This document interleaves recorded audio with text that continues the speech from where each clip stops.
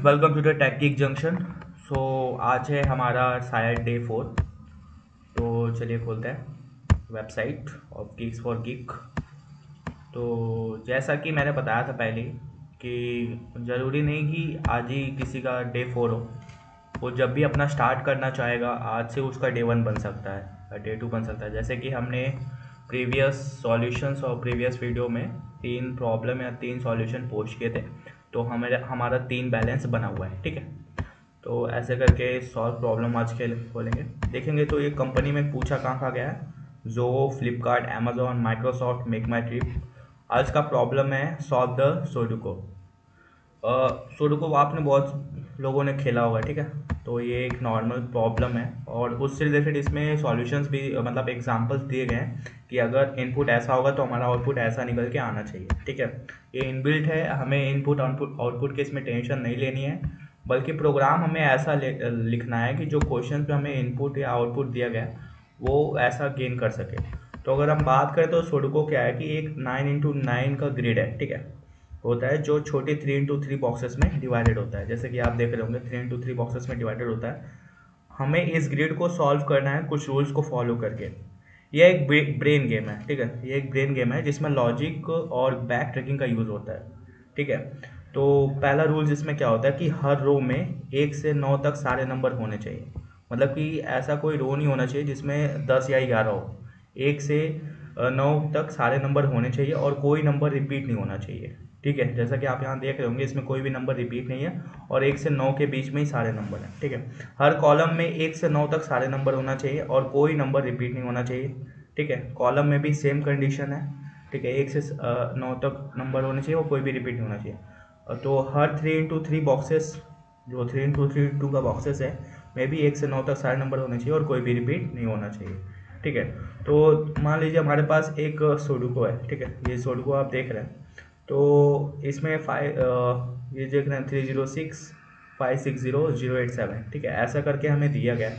ठीक है, अगर हम बात करेंगे तो यहाँ जो जीरो देख रहे हैं, ये जीरो का मतलब है कि हमें ब्लैंक स्पेसेस जो हमें फिल करना है। ठीक है, नंबर जो ऑलरेडी लिखे हुए हैं वो फिक्स हैं और चेंज नहीं हो सकते हैं। ठीक है, जैसे आप सोचते हैं यहाँ 3 से 4 कर सकते हैं, वो नहीं हो सकता।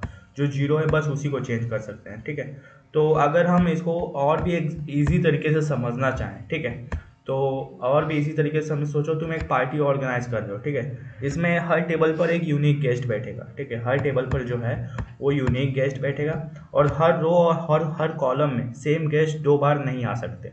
ठीक है, तो एक स्पेसिफिक ग्रुप 3x3 एरिया में भी एक गेस्ट सिर्फ एक ही बार आ सकता है। तो अब तुम्हारे पास कुछ टेबल्स ब्लैंक हैं जैसे जीरो और कुछ ऑलरेडी रिजर्व हैं जैसे नंबर्स। तुम्हें ये प्रॉब्लम सॉल्व करनी है कि सभी गेस्ट रूल्स के अकॉर्डिंग बैठ जाए। ठीक है, तो सॉल्व कैसे करेंगे, तो हम एक बैक ट्रैकिंग का अप्रोच यूज़ करेंगे। बैक ट्रैकिंग का मतलब है कि एक नंबर या सॉल्यूशन ट्राई करेंगे, अगर वो वैलिड है तो अगले सेल पर मूव करेंगे, अगर कहीं प्रॉब्लम हो या रूल्स ब्रेक हो रहे हो तो वापस पिछले स्टेप पे जाएं और नेक्स्ट पॉसिबल सॉल्यूशन ट्राई करें। चलिए हम लोग लिखते हैं कोड आज का। ठीक है, आज का कोड लिखेंगे। जैसा कि हमें क्लास नामक सॉल्यूशन ऑलरेडी डिफाइन होता है। ठीक है, तो एक और सॉल्व सुडोकू से स्टार्ट होगा जो सॉल्व फंक्शन को कॉल करता है ग्रिड के पहले से, यानी 0x0। ठीक है, तो ग्रिड को सॉल्व करने के लिए हम एक एक सेल ट्रेवर्स करते हैं। अगर सेल प्रीफिल्ड यानी नॉन जीरो है तो उसे स्किप करते हैं और अगले सेल पर जाते हैं। ठीक है, तो चलिए इसी तरह से आज हम लोग अपना कोड लिखने की शुरुआत करते हैं।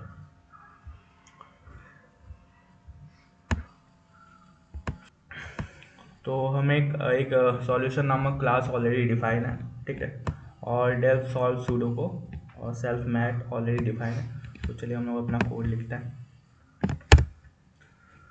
कोड लिखेंगे, पहले क्या लिखेंगे कि सेल्फ डॉट सॉल्व। ठीक है, यहाँ लिखेंगे मैट जो ऑलरेडी हमें दिया हुआ है और दोनों को 0 0 0 असाइन कर देंगे। ठीक है, अब देखते हैं इसका ये सॉल्यूशन क्लास बनाया गया है। ठीक है, जो हमारा सुडोकू सॉल्वर कोड को रैप करेगा और यहाँ सॉल्व सुडोकू नामक एक फंक्शन है। ठीक है, जहाँ से सुडोकू सॉल्वर रन होता है। यहाँ सेल्फ डॉट सॉल्व हम लोग इसलिए लिखे हैं, ये मतलब है कि सॉल्विंग ग्रिड के फर्स्ट सेल 0 0 से शुरू करनी है हमें। ठीक है, अब हम लोग तो ये एक फंक्शन बनाएंगे जो हमको रिकर्सिव बैक ट्रैकिंग करवाएगा। तो चलिए उसको भी लिखते हैं। तो हम लोग पाइथन इंडेंटेशन का हमेशा याद रखेंगे, कोई भी चीज़ एक ही लाइन में नहीं लिख देंगे कि उसमें पड़ी रहे। हम लोग डेफ के नीचे डेफ लिखेंगे, ठीक है, यानी फंक्शन नेम के नीचे फंक्शन नेम लिखेंगे, ठीक है। और लिखते हैं मैट आई जे, ठीक है। तो अब हम लोग और एक स्टेप आगे बढ़ जाते हैं। ये फंक्शन के अंदर कुछ चीज़ें हम लोग लेते हैं। इफ़ आई इक्वल टू 9 और रिटर्न करवा देते हैं ट्रू, ठीक है।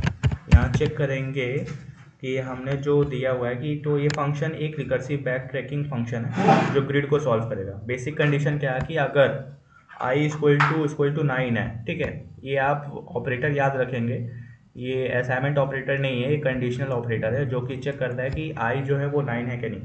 अगर i इक्वल टू 9 हो तो इसका मतलब है पूरा ग्रिड सॉल्व हो गया, तो ट्रू रिटर्न कर दो, ठीक है। ये सिंपल सा कोड का मतलब है। अब हम लोग जाते हैं नेक्स्ट में, दूसरे में जाएंगे।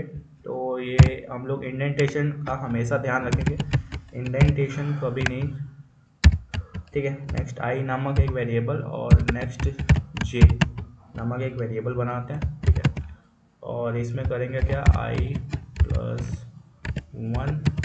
प्लस वन और 0 असाइन कर देते हैं, ठीक है। और एक कंडीशन लगाते हैं, if I J equal to 8, ठीक है। एल्स क्या करेंगे, आई और जे प्लस वन, ठीक है। अब हम लोग इसकी बात करते हैं, जो हमने लाइन लिखी है इसका मतलब क्या है कि moving to the next cell, ठीक है। हम लोग नेक्स्ट सेल में मूविंग करेंगे, मतलब कि अगर करेंट कॉलम जे, ठीक है, करेंट कॉलम जे लास्ट कॉलम यानी 8 जो दिख रहा है आपको, ठीक है, करेंट कॉलम जे और लास्ट कॉलम है तो नेक्स्ट रो पर मूव करो आई प्लस वन और 0 पर, ठीक है। अगर लास्ट कॉलम नहीं है तो अगले कॉलम पर मूव करो आई जे प्लस वन, ठीक है, ये सीधा मतलब है। तो और हम आगे लिखते हैं कोड। अब क्या बोल रहा है कि इफ मैट ऑफ आई, ठीक है, और जे, तो हम लोग is not equal to 0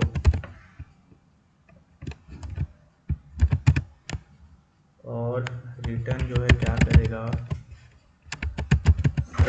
solve, ठीक है, मैट नेक्स्ट आई, और यहाँ पर ध्यान रखें कैपिटल आई कैपिटल जे है, ठीक है। नेक्स्ट डे, तो अब ये जो लाइन लिखे हैं हम लोग, इसका मतलब क्या है कि अगर मैट आई और mat J is not equal to 0 है तो सेल ऑलरेडी फील्ड है। इसका मतलब ये है कि सेल ऑलरेडी फील्ड है, तो हम इसे स्किप करते हैं और अगले सेल पर मूव करते हैं, ठीक है। इसका सिंपल सा मतलब है, ठीक है। अब हम लोग यहाँ पर कंडीशन लिखते हैं एल्स, ठीक है। एल्स में क्या लिखेंगे कि फॉर वैल्यू इन रेंज 1 हो, ठीक है, या तो 10 हो, और if self dot is valid,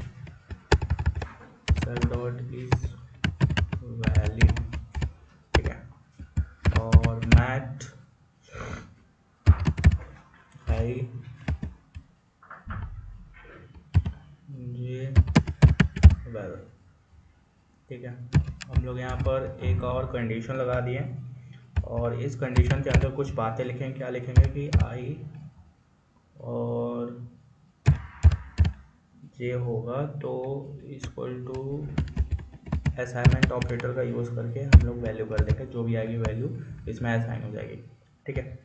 अब हम लोग एक और कंडीशन लगाएंगे, इफ सेल्फ डॉट सॉल्व, ठीक है, सेल्फ डॉट सॉल्व, और इसमें मैट नेक्स्ट ऑफ आई, ठीक है, और नेक्स्ट ऑफ जे। ये कैपिटल आई कैपिटल जो है याद रखेंगे, मैं बार बार बोल रहा हूँ, ठीक है। और फिर इसमें एक और कंडीशन लगा के क्या कर देंगे, रिटर्न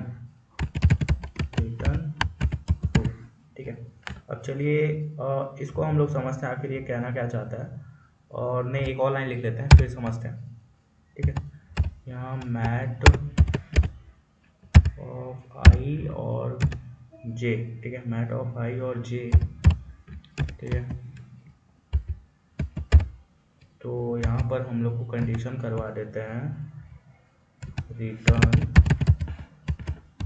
फॉल्स। चलिए अब मैं बात करते हैं अब यहाँ हमने ऐसा क्यों किया। तो यहाँ पे हम हर ये फॉर लूप लगाया है जो यहाँ पे हम हर पॉसिबल वैल्यू 1 से 9 तक चेक करेंगे। ठीक है, तो वैलिडेशन चेक अगर इस वैलिड फंक्शन रिटर्न करे, ठीक है, अगर इस वैलिड फंक्शन रिटर्न करेगा तो ये वैल्यू वैलिड है, रो कॉलम और 3x3 बॉक्स के रूल्स को फॉलो कर रही है। तो अगर वैल्यू को सेल में डालो, मतलब कि अगर बात करेंगे वैल्यू को सेल में डालो, मैट्रिक्स ऑफ आई जे, मतलब कि मैट ऑफ आई जे, अगर सेल को सॉल्व करने के लिए तुम्हारे सेल को सॉल्व करने अगले मतलब कि सेल सॉल्व करने के लिए हम लोग उसको कॉल करेंगे। ठीक है, कॉल करेंगे, अगर सॉल्यूशन मिल गया तो ट्रू रिटर्न करेंगे, अदरवाइज बैक ट्रैकिंग करेंगे। अगर किसी वैल्यू के बाद सॉल्यूशन नहीं मिला तो बैक ट्रैक करते हैं। ठीक है, बैक ट्रैक करते हैं और मैट ऑफ आई जे की वैल्यू 0 करते हैं। ठीक है, तो अगर नो वैल्यू इज वैल्यू तो हम लोग सीधा फॉल्स हम लोग रिटर्न कर देंगे। ठीक है, अब हम लोग आगे का कोड लिखते हैं। तो जैसा कि इंडेंटेशन एरर नहीं आना चाहिए तो उसके लिए हम लोग को ऐसे लिखना पड़ेगा पूरा। ठीक है, डेफ इज वैलिड नामक का एक और हम लोग हेल्पर फंक्शन बना रहे हैं। ठीक है, डेफ इज वैलिड नामक का एक और फंक्शन, और इसके पैरामीटर्स हम लोग लेते हैं। पैरामीटर्स लेंगे क्या, सेल्फ मैट आर और क्या सी लेंगे, और क्या लेते हैं वैल। ठीक है, इतना हम लोग पैरामीटर्स ले लिए। अब पैरामीटर्स लेने के बाद हम लोग पहले लगाएंगे फॉर आई इन रेंज, एक लूप लगाता है। ठीक है, 9। तो मैंने जैसा कि बोला कि 9 जो है बहुत ही इसमें काम का वैल्यू है। ठीक है, 9 का मतलब है कि 9 से ज़्यादा 9 से कम। ठीक है, तो 9 नहीं भूलेंगे हम लोग। मैट आई, ठीक है, मैट आई और मैट सी, और इक्वल टू वेल और मैट, ठीक है, मैट ऑफ आर और आई। ठीक है,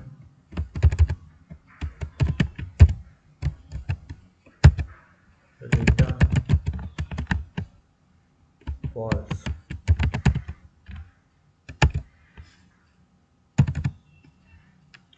str.r, ठीक है, एक लिखते हैं str।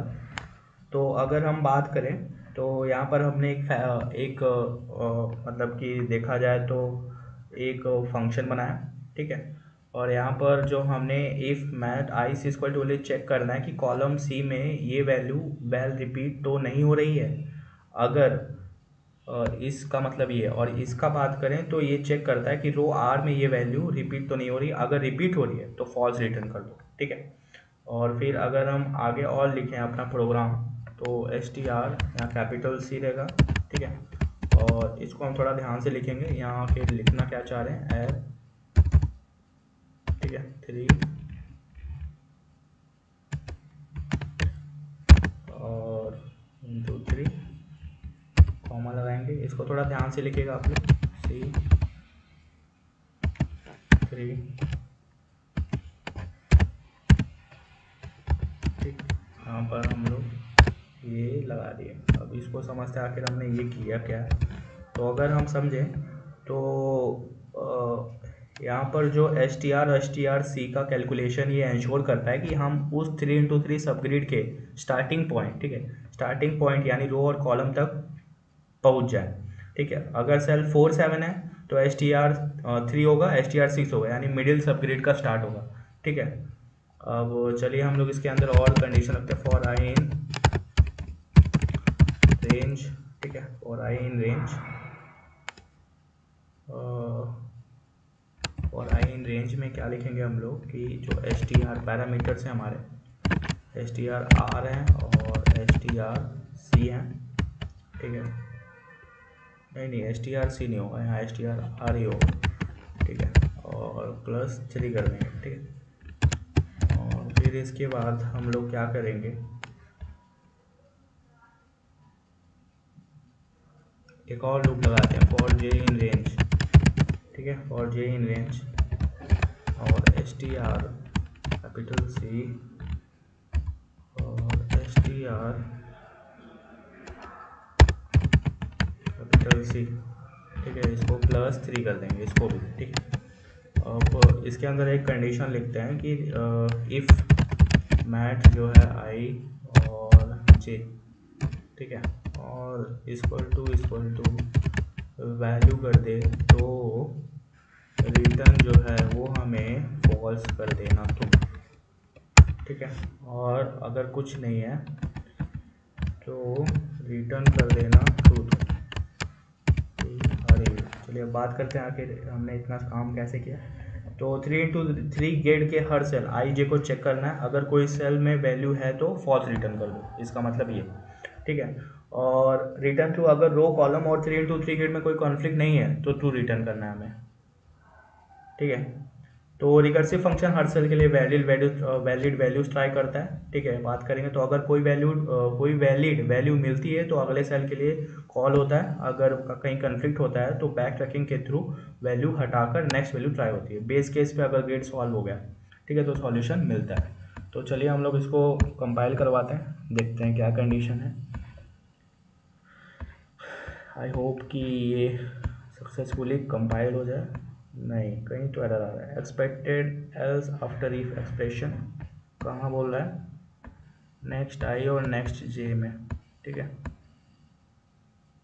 i+1, ठीक है,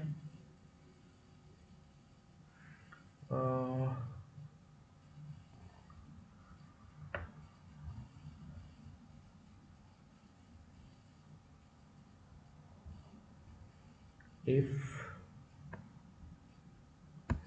और एल्स, क्या बोल रहा है, expected else after if expression,